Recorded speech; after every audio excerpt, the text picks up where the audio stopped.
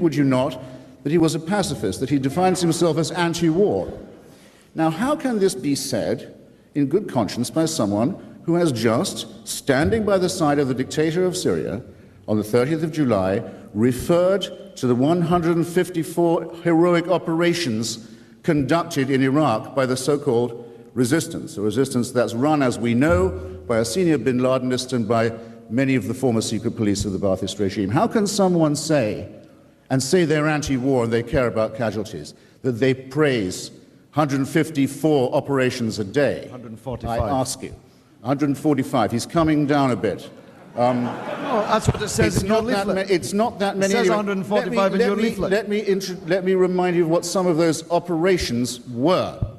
The blowing up by military-grade explosives of the headquarters of the United Nations in Baghdad a few months after the intervention, as it was being tenanted by Sergio de Mello, one of the great international civil servants of our time, who was fresh from, Amy knows more about this than I, but fresh from his role in the very belated supervision of the independence of East Timor from Indonesia and the holding of a free election in East Timor. And the jihadists who murdered him put out a communique saying, "We have today put an end to the life of this disgusting man because he freed Timor from Muslim Holy Land in Indonesia."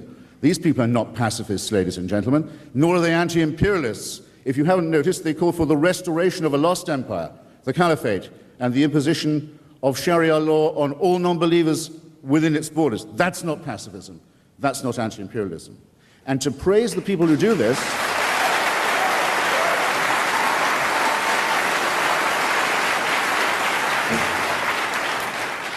to sully the name of Charles James Fox, ladies and gentlemen, with such a squalid enterprise of brigandage and conquest, is truly revolting.